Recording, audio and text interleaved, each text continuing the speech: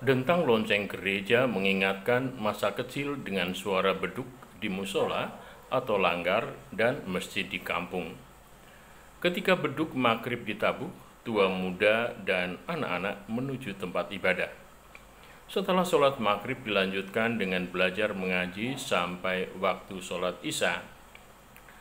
Yang dewasa membaca Al-Quran, sedangkan anak-anak membaca kitab tipis yang disebut turutan. Dari sekitar tempat ibadah, suara mereka terdengar sayup-sayup, menggerakkan hati untuk bergabung. Tempat ibadah menjadi daya tarik untuk belajar dan membangun keakraban antar teman. Perkembangan teknologi pengeras suara mengubah banyak hal.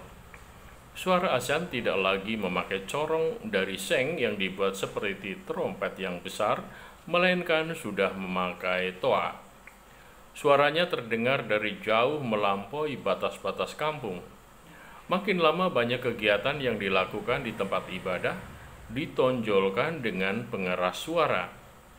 Masjid, musola atau langgar makin lama makin kehilangan keheningan dan kekhusyukan. Alasan yang umum adalah sebagai sarana dakwah.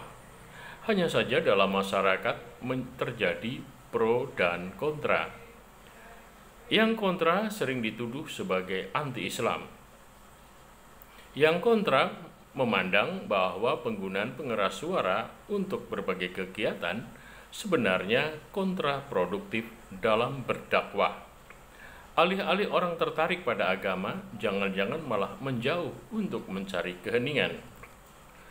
Ada ustadz yang mengatakan bahwa tiap tahun banyak orang yang murtad dan masuk agama lain. Agama Kristen sering dituduh sebagai pelaku pemurtadan dengan berbagai cara. Orang Kristen sering membagi-bagikan sembako, maka banyak umat Islam yang murtad menjadi Kristen. Itulah kata mereka. Itu dugaan yang sangat dangkal karena perpindahan agama prosesnya tidak sesederhana itu. Dari pertimbangan, pengamatan, dan pembelajaran, prosesnya sampai bertahun-tahun hingga pada keputusan untuk dibaptis atau bahkan menjadi mualaf. Banyak orang Islam yang bekerja sebagai bagian keamanan maupun kebersihan di gereja, tetapi mereka banyak yang setia dengan iman Islam mereka.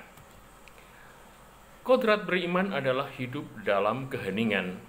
Suara lonceng, suara beduk yang memanggil untuk ibadah terdengar lebih menyentuh hati menuju keheningan. Konon tiap tahun ada ratusan orang yang dibaptis dalam setiap gereja. Gereja tidak memakai pengeras suara luar, tetapi suara keselamatan yang tertulis dalam Injil mampu menyentuh dan menggetarkan hati untuk bertobat. Strategi dakwah mereka adalah dengan keteladanan melalui tokoh dan kaum awamnya. Orang mendatangi sendiri guru agamanya untuk belajar mengenal Yesus Kristus.